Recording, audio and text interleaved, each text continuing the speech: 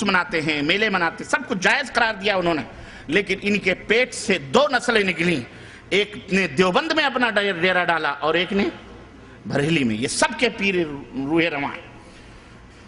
عرض کرنے کا مطلب یہ ہے کہ یہودیوں نے ہمیں کہاں کہاں یہ 22 رجب المرجب امام ابو حنیفہ کے استاذ امام جعفر صادق جن کے نام کی فقہ بھی بنی ہے، فقہ جعفریہ، استاد کی فقہ نہیں مانتے، شاگرد کی فقہ لے کے چلتے ہو، نہیں سمجھ آئی؟ اور بیچارے وہ شاگرد اپنے امام کے لیے استاد کے لیے لڑتے ہیں کہ فقہ جعفریہ نافذ کرو نافذ کرو، لڑتے ہو کیوں فقہ جعفریہ؟ استاد کی کیوں مخالفت کرتے ہو بھائی؟ نہیں کرنی چاہیے، لیکن بہرحال چونکہ اپنا مفاد وابستہ ہے، مصلحت ہے، اس لیے لڑتے ہیں، لیکن ہیں سب ایک چٹے بٹے۔ عرض کرنے کا مطلب یہ ہے کہ امام جعفر صادق کا نہ 22 رجب کی پیدائش ہوئی، نہ موت ہوئی، نہ کچھ کوئی رشتہ اور تعلق نہیں۔ پھر کیا ہے؟ مناسب رہے رجب کے کنڈے، فاتحہ دنا دن ہو رہے ہیں، گوشت تک نہیں بنتے، اس دن باقاعدہ پاک صاف گھر کیا جاتا ہے۔ یہ وجہ کیا ہے؟ اصل بات یہ ہے، پردہ اٹھا دوں میں؟ اصل مسئلہ کیا ہے کہ 22 رجب وہ عظیم الشان تاریخ ہے، سب کو پتا۔ یہ 22 رجب المرجب امام ابو حنیفہ کے استاذ امام جعفر صادق جن کے نام کی فقہ بھی بنی ہے، فقہ جعفریہ، استاد کی فقہ نہیں مانتے، شاگرد کی فقہ لے کے چلتے ہو، نہیں سمجھ آئی؟ اور بیچارے وہ شاگرد اپنے امام کے لیے استاد کے لیے لڑتے ہیں کہ فقہ جعفریہ نافذ کرو، لڑتے ہو کیوں فقہ جعفریہ؟ استاد کی کیوں مخالفت کرتے ہو بھائی؟ نہیں کرنی چاہیے، لیکن بہرحال چونکہ اپنا مفاد وابستہ ہے، مصلحت ہے، اس لیے لڑتے ہیں، لیکن ہیں سب ایک چٹے بٹے۔ عرض کرنے کا مطلب یہ ہے کہ امام جعفر صادق کا نہ 22 رجب کی پیدائش ہوئی، نہ موت ہوئی، نہ کچھ کوئی رشتہ اور تعلق نہیں۔ پھر کیا ہے؟ مناسب رہے رجب کے کنڈے، فاتحہ دنا دن ہو رہے ہیں، گوشت تک نہیں بنتے، اس دن باقاعدہ پاک صاف گھر کیا جاتا ہے۔ یہ وجہ کیا ہے؟ اصل بات یہ ہے، پردہ اٹھا دوں میں؟ اصل مسئلہ کیا ہے کہ 22 رجب وہ عظیم الشان تاریخ ہے، سب کو پتا ہے، لیکن یہودیوں کو پتا ہے، مسلمانوں کو نہیں پتا ہے۔ جس عظیم الشان تاریخ کو ایک عظیم رہنما، وحی کا لکھنے والا، نبی کریم صلی اللہ علیہ وسلم کا اپنی زبان میں کہہ لیں تو سالہ، جس کی بہن ام حبیبہ نبی کریم صلی اللہ علیہ وسلم کی زوجیت میں، جس کا باپ بھی صحابی، جس کا باپ بھی صحابی، وہ خود بھی صحابی، 20 برس تک جس نے پوری اسلامی سلطنت میں بلا شرکت غیر حکمرانی کی ہے، اور جس کی حکمرانی کے دن سونے کے پنوں پہ لکھنے لائق 22 رجب المرجب کو وہ مبارک ہستی جو نبی کے وحی کو لکھا کرتی تھی، کاتب وحی، صحابی رسول کا بیٹا، عظیم جرنیل اور کرنیل کا بیٹا، خود بھی جرنیل، اس کا بیٹا بھی جرنیل، خود بھی 22 رجب المرجب کو وہ حادثہ سانحہ ہوا، وہ حادثہ فاجعہ ہوا، جس دن اس شخص کی وفات ہوتی ہے اور وہ اس دنیا کو الوداع کہہ کر کے اللہ مالک حقیقی سے جا کے ملتا ہے۔ 22 رجب کی تاریخ وہ رجب تاریخ تھی جس نے یہودیوں کے چھکے چھڑائے تھے، جس نے یہودیوں کے دانتوں سے پسینے نکلوائے تھے۔ وہ تھے کون معلوم ہے؟ سیدنا امیر المومنین معاویہ ابن ابی سفیان رضی اللہ تعالی، زور سے کہو رضی اللہ تعالی، زور سے کہو رضی اللہ تعالی عنہما، تاکہ دشمنان کو چرکے چلیں، سینوں پر چرکے چلیں، ان کے یہودیوں کو بھی چرکے چلیں۔ اور یہودیوں کو کیا نسبت ہے؟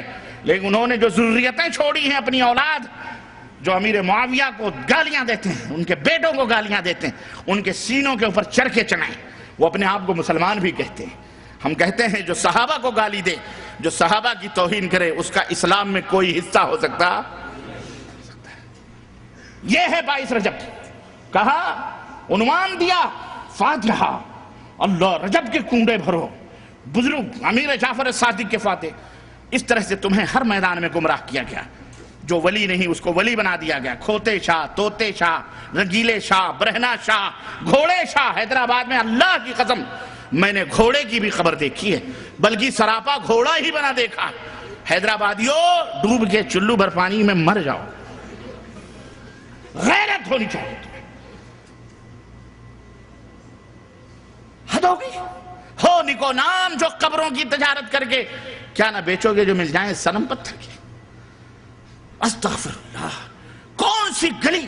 اور یہ نظامیہ فتاوی نظامیہ اہل حدیث لکھا ہوا. اہل حدیث یہ مرتد ہیں، کافر ہیں، دائرہ اسلام سے باہر ہے.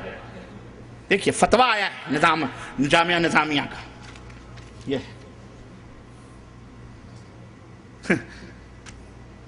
جن کے سر سے لے کر پیر تک شرک و بدعت کی گندگیوں میں غلاظتوں میں جو ڈوبے ہوئے ہوں، وہ چوہڑے اور چمار ہمیں چلے ہیں آنکھ دکھانے کے لیے.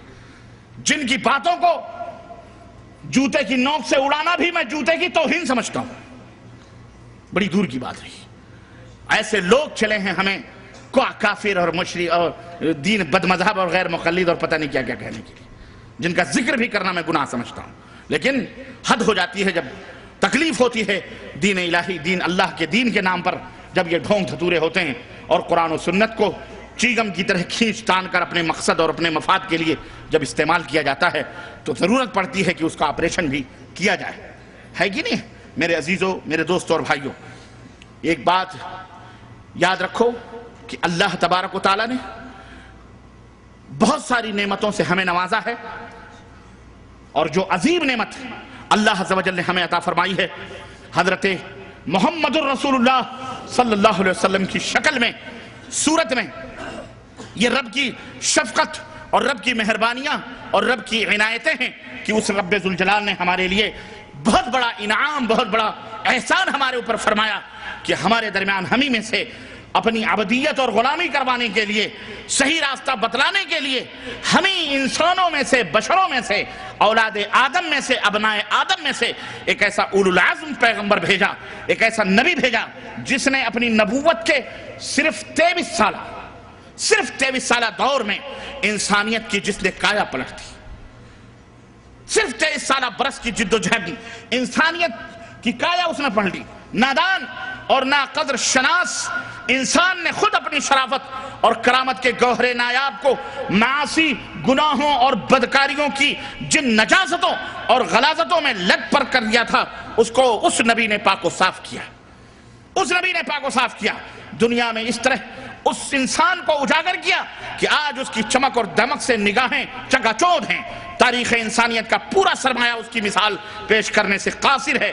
کسی شخصیت نے اس بگڑی ہوئی قوم کو اتنی جلد سدھار دیا ہو، یہ کسی شخصیت کے اندر یہ معجزہ موجود نہیں ہے. اگر یہ اعجاز موجود ہے تو صرف اور صرف پیغمبر اسلام حضرت محمد الرسول اللہ صلی اللہ علیہ وسلم کو یہ مقام و مرتبہ ملا ہوا ہے، جس نے سینکڑوں اور ہزاروں خداؤں کی پوجا کرنے والی قوم کو ایک اللہ کا پرستار بنا دیا، ایک اللہ کے سامنے جن کو جھکایا، اور صدیوں کے ٹوٹے ہوئے دلوں کو ایک رشتے کے اندر اس نبی نے جوڑ دیا اور سب کو بھائی بھائی بنا دیا، سب کو بھائی بھائی بنایا. توحید کے ترانے اور محبت کے نغموں سے دنیا کا گوشہ گوشہ گونج اٹھا. فسق و فجور، فحاشی، بے حیائی اور بدکاری کے بڑھتے ہوئے سیلاب کو اس نبی نے پہاڑ بن کر کے روکا. کمزوروں اور بے کسوں کی کراہتی ہوئی دنیا کو ظلم و استبداد کے آہنی پنجوں سے چھڑا کر امن و راحت کے ابدی گہوارے میں لا کر کے بٹھایا. اور کتنی سچی بات اس کے اللہ نے، ہمارے اور آپ کے رب نے، پاک پروردگار نے قرآن کریم میں بیان فرمائی ہے. ارشاد ربانی ہے، لقد من اللہ علی المؤمنین، لقد من اللہ علی المؤمنین اذ بعث فیہم رسولا من انفسہم یتلو علیہم آیاتہ ویزکیہم ویعلمہم الکتاب والحکمہ وان کانوا من قبل لفی ضلال مبین.